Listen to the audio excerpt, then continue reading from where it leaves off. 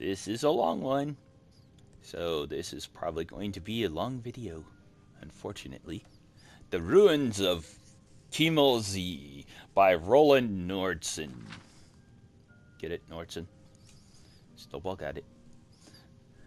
With the acclamations of the fellows of the Imperial Society still ringing in my ears, I decided to return to Morrowind immediately.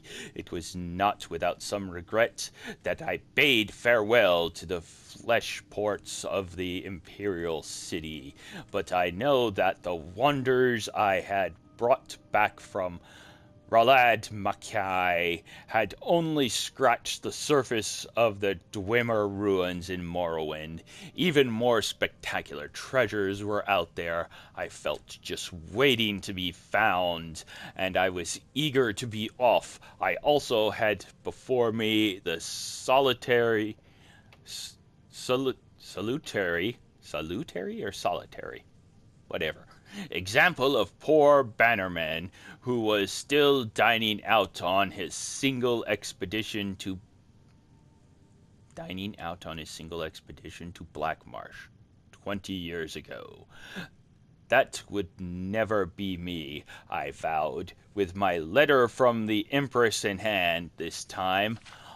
I would have the full cooperation of the Imperial authorities. No more need to worry about attacks from superstitious locals. But where should I look next? The ruins at Kemel Ze were the obvious choice. Unlike Ralad Mackay, getting to the ruins would not be a problem. Also known as the Cliff City, Kemel Ze lies on the mainland side of Vardenfell Rift, sprawling down the sheer coastal cliff. Travelers from the east coast of Vardenfell often visit the side by boat, and it can also be reached overland from the nearby villages without undue hardship. Once my expedition had assembled in Seada Neen with the usual tedious complications involved in operating in this half-civilized land, we set out for the village of Morag, near the ruins, where we hoped to hire a party of diggers. My interpreter, Tuin Panai, an unusually jolly fellow for a dark elf, who I had hired on Sidanin at the recommendation of the local garrison commander, assured me that the local villagers would be very familiar with Kemel Ze, having looted the site for generation. Incidentally, Tenpenny, as we soon came to call him to his constant amusement, proved invaluable, and I would recommend him without hesitation to any of my colleagues who were planning similar expeditions to the wilds of Morrowind. At Morag, we ran into our first trouble. The hetman of the village, a reserved, elegant old fellow, seemed willing to cooperate, but the local priest, a representative of the absurd religion they have here, worshipping something called the tribunal, who they claim actually live in palaces in Morrowind, was fervently against us excavating the ruins.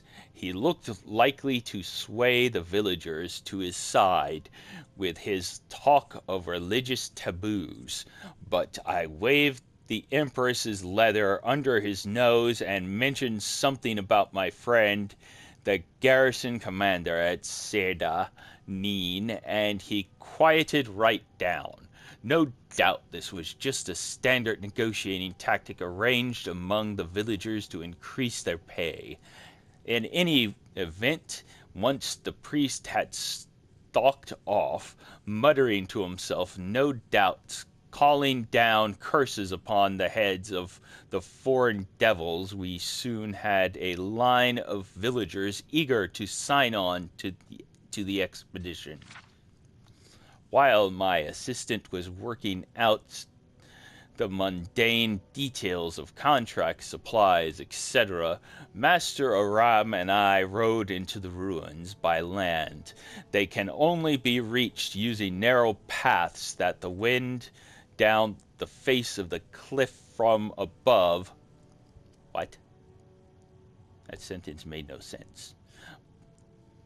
By land, they can only be reached using narrow paths that wind down the face of the cliff from above. That makes more sense. Where any misstep threatens to send one tumbling into the sea about the jagged rocks below. The city's original entrance to the surface must have been in the part of the city to the northeast, the part that fell into the sea long ago when the eruption of Red Mountain created this mind-bogglingly vast crater. After successfully navigating the treacherous path, we found ourselves in a large chamber, open to the sky on one side, disappearing into the darkness on the other. As we stepped forward, our boots crunched on piles of broken metal, as common in dwarven ruins as potsherds in other ancient sites. This was obviously where the looters brought their finds from deeper levels, stripping off the valuable outer castings of the dwarven mechanisms and leaving their innards here, easier than lugging the intact mechanisms back up to the top of the cliff. I laughed to myself, thinking of the many warriors unwittingly walking around Tamriel with pieces of dwarven mechanism on their backs, for that, of course, is what most dwarven armor really is. Just the armored shells of ancient mechanical men. I sobered when I thought of how exceedingly valuable an intact mechanism would be. This place was obviously full of dwarven devices, judging from the litter covering the floor. This vast chamber, or had been, I reminded myself, looters had been working over this site for centuries. Just the casing alone would be worth a small fortune, sold as armor. Most dwarven armor is made of mismatched pieces from various devices, hence its reputation for being bulky and unwieldy. But a match set from an intact mechanism is worth more than its weight in gold, for the pieces all fit together smoothly and the wearer hardly notices the bulk. Of course, I had no intention of destroying my finds for armor. No matter how valuable, I would bring it back to the Society for Scientific Study. I imagined the astonished cries of my colleagues as I unveiled it at my next lecture and smiled again. Snowball thinks you're going to get killed by one of those big robot guys in the dwarven thing.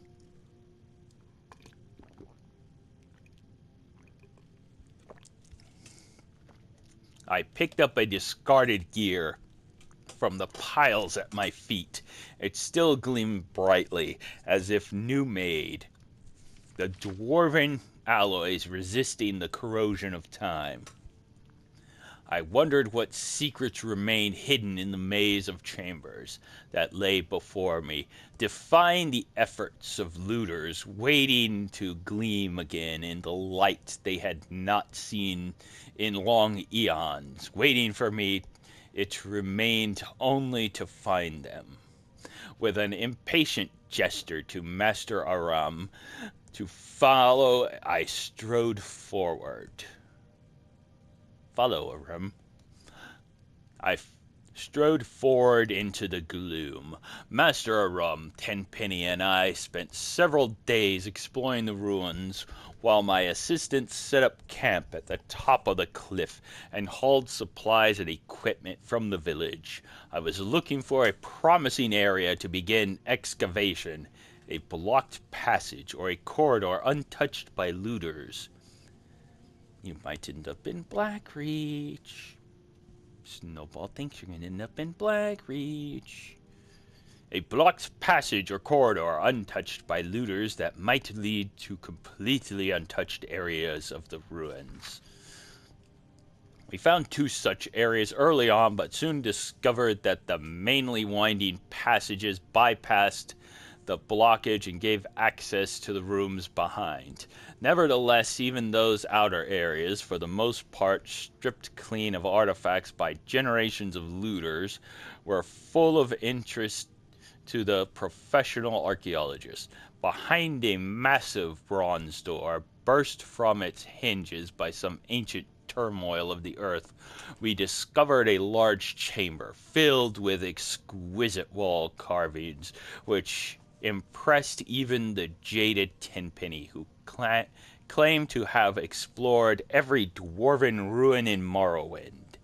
They seemed to depict an ancient ritual of some kind, with a long line of classically bearded dwarven elders processing down the side walls, all seemingly bowing to the giant form of a god carved into the front wall of the chamber, which was caught in the act of stepping forth from the crater of a mountain in a cloud of smoke or steam. According to the Master Aram, there are no known depiction of dwarven religious rituals. So this was an exciting find indeed. I set a team to work prying the carved panels from the wall, but they were unable to even crack the surface.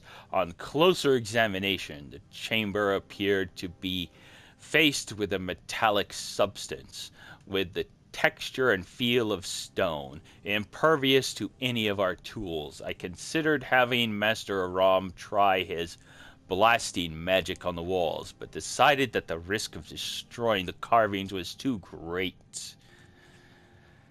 Much as I would have preferred to bring them back to the Imperial City, I had to settle for taking rubbings of the carvings.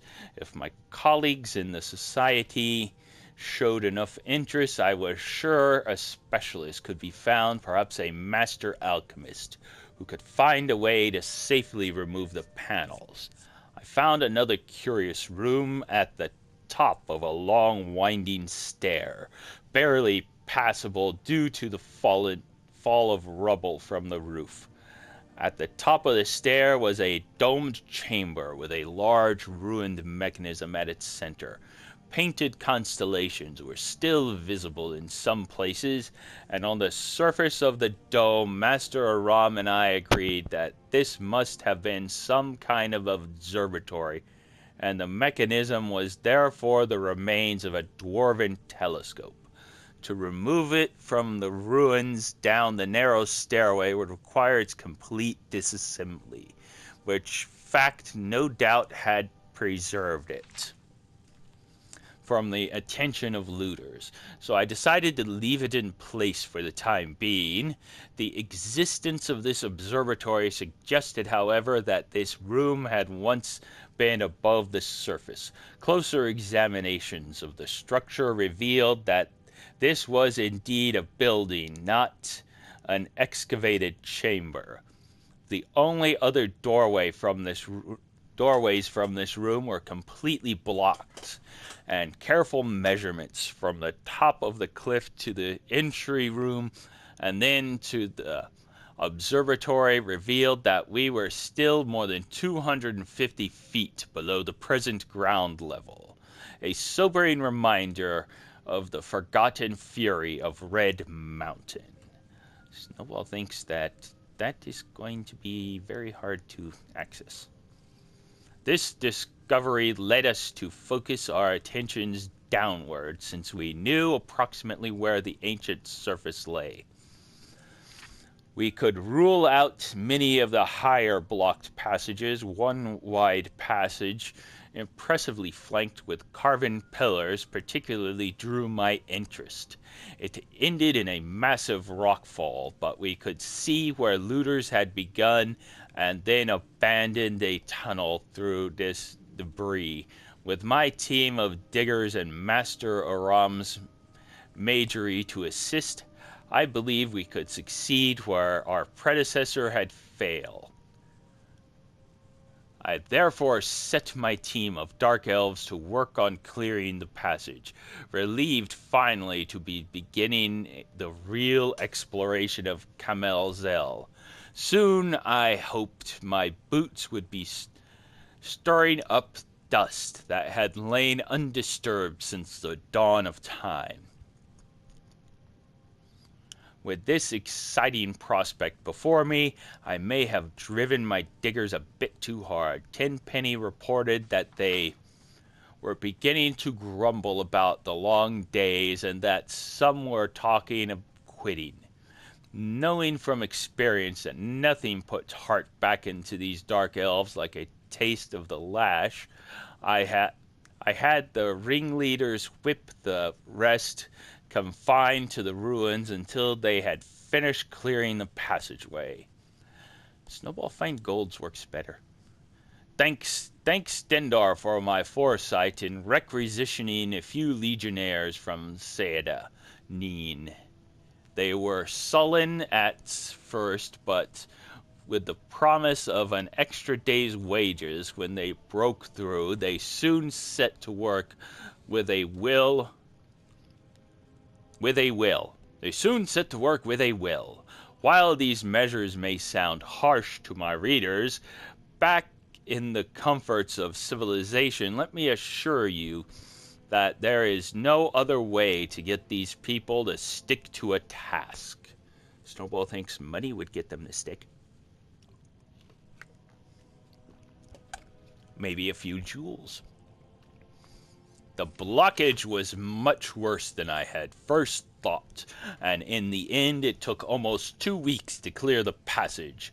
The diggers were as excited as I was when their picks finally broke through the far end into the emptiness, and we shared a round of the local liquor together.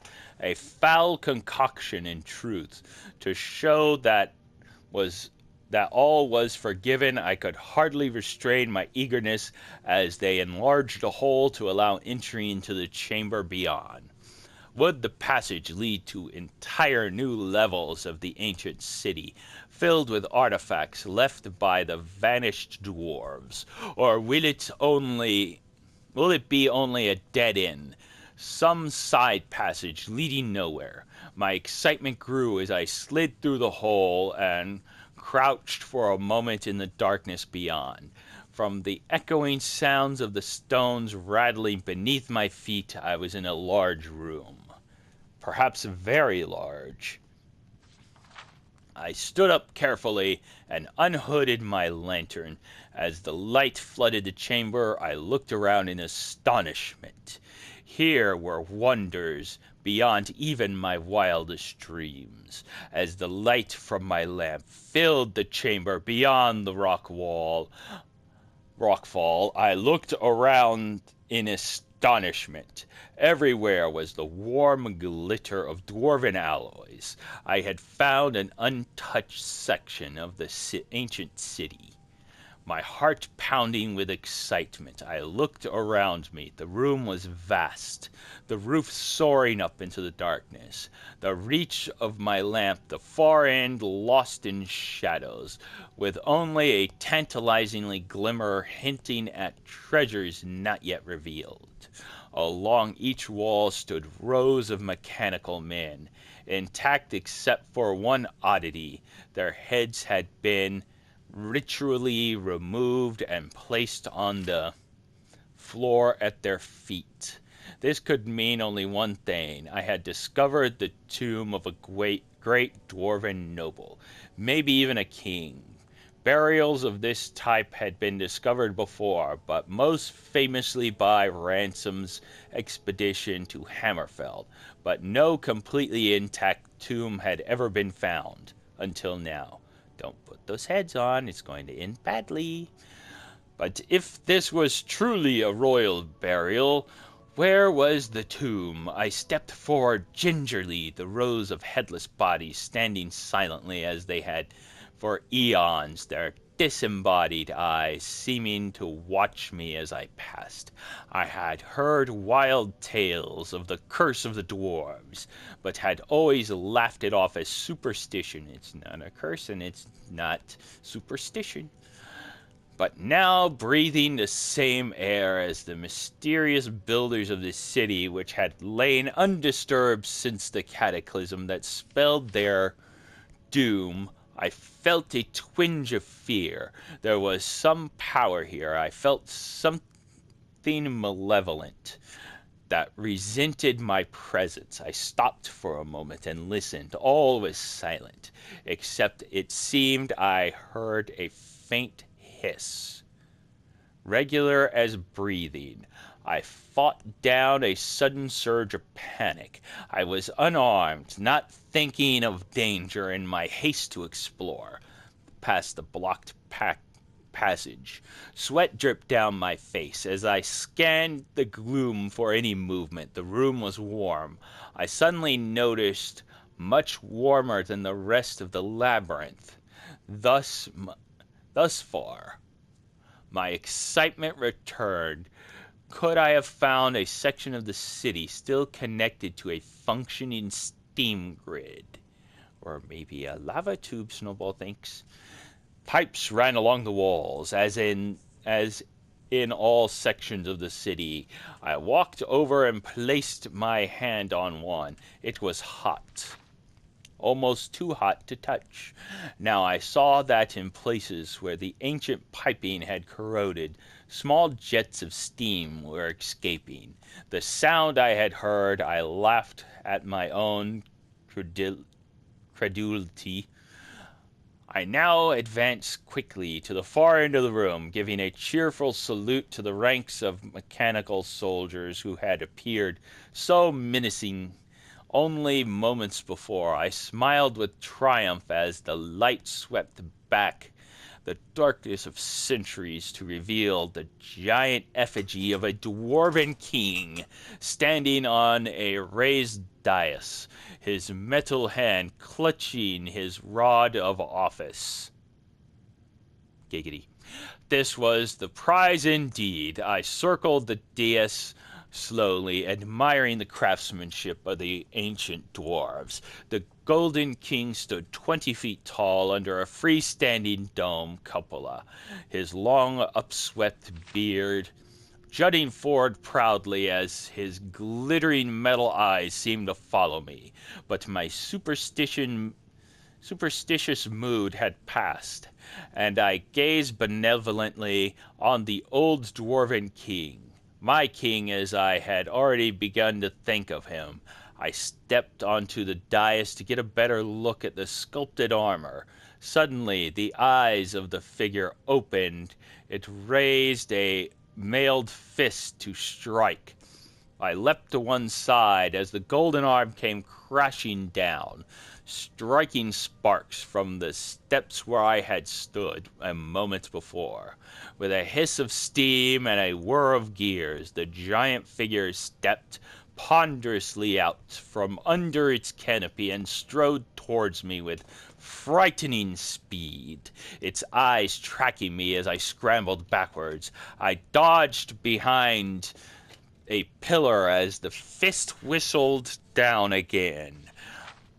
I had dropped my lantern in the confusion, and now I crept into the darkness outside the pool of light.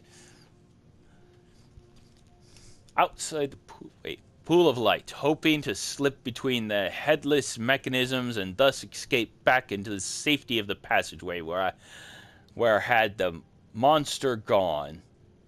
Where had the monster gone? You would think that a 20-foot golden kind would be hard to miss, but he was nowhere to be seen. The guttering lamp only illuminated a small part of the room. He could be hiding anywhere in the gloom. I crawled faster. Without warning, the dim ranks of dwarven soldiers in front of me went flying as the monstrous guardian loomed before me. He had cut off my escape as I dodged backwards. Blow after blow whistled down as the implacable machine followed me relentlessly, driving me into the far corner of the room. At least there was nowhere left for me to go. My back was to the wall. I glared up at my foe, determined to die on my feet. The huge fist lifted for one final blow. The room blazed with sudden light. Bolts of purple energy crackled across the metal carapace of the dwarven monster, and it halted, half turning to meet this new threat. Snowball thinks you lucked out. Master Aram had come. I was about to raise a cheer when the giant figure turned back to me, unharmed by the lightning bolt hurled by Master Aram. Determined to destroy this first intruder, I shouted out, "Steam! Steam!" as the giant raised his fist to crush me into the floor. There was a hiss and a gust of bitter cold, and I looked up. The monster was now covered with a shell of ice, frozen in the very moment of dispatching me. Master Aram had understood. I leaned against the wall with relief. The ice cracked above me. The giant Golden King stood before me, the shell of ice falling away, his head swiveling towards me in triumph. Was there no stopping this dwarven monstrosity? But then the light faded from his eyes, and his arms dropped to his sides. The magical frost had worked, cooling its steam-driven energy. As Master Aram and the diggers crowd around me, congratulating me on my narrow escape, my thoughts drifted. I imagined my return to the Imperial City, and I knew that this would be my greatest triumph yet. How could I possibly top this find? Perhaps it was time to move on, recovering the fabled Eye of Agonia. Now that would be a coup. I smiled to myself, reveling in the glory of the moment, but already planning my next adventure. Ruins of Kemel Ze. Snowball read The Ruins of Kemel Ze. Have a good day. Bye-bye.